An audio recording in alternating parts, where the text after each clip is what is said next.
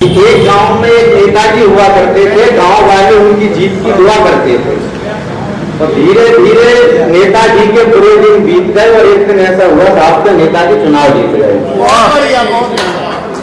और चुनाव जीत के ही नेताजी के अरमान पूरे हो गए और नेताजी दिल्ली आकर अपने गुमान में खो गए और गांव वाले नेताजी में अपना मेहमान पूछते रह गए। बाद में पता चला कि नेताजी गांव के लिए मेहमान हो गए। अब नेताजी मेहमान हो गए कि जैसे ही चुनाव नजदीक आए वैसे ही नेताजी गांव की तरफ दौड़े चले आए और नेताजी आकर एकदम एक मजदूर के गले मिले। तब उसने पूछा आप कौन? तब तक एक चमचा बोला कि ये यहाँ के विधायक जी हैं, चुनाव लड़ रहे हैं। मजदूर बोला इसीलिए मेरे गले पड़ रहे कि मजदूर बोला इसीलिए मेरे गले पड़ रहे हैं। फिर जैसे ही नेताजी ने मजदूर से वोट मांगा तब तक एक चमचा 500 का नोट लेकर आगे को लाऊंगा। मजदूर ने बोला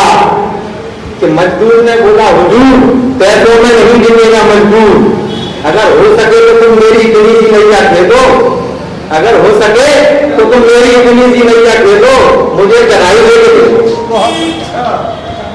मुझे गधाई लेके दे दो।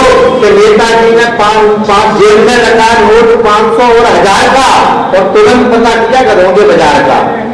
और बाजार पहुंचते ही पूछा, जैसे ही गधे का पूछा भाव तो व्यापारी बोला कि हम आपको दे देंगे एकदम 20,000 का। और गधे का सुनते ही भाव नेताजी दौड़ पड़े उल्टे पांव और मजबूर से आकर बोले कि 500 के बदले मुझे 5,000 देंगे, तू कसम खाकर कह दे हम वोट तुमको ही देंगे, कि तू कसम खाकर कह दे हम वोट तुमको ही देंगे। तो मजदूर पहले शक पकाया फिर आगे आकर बोला कि नेताजी हम मेरे भी गधे ही रहेंगे। ताली वाली बताओ, बहुत बढ़िया। नेताजी हम फिर भी गधे ही रहेंगे, नेताजी हम फिर भी गधे ही रहेंगे। अब अंतिम पंक्तियां हैं, कलकारी सुनिएगा कि नेताजी चुनाव के समय में तुम आंखों में आंसुओं की बरसात लाते हो और वोट मांगना हो तभी आगे हाथ बढ़ाते हो और हमें जगह खरीद के तुम दे नहीं पाए और हमें खरीदने की बात करते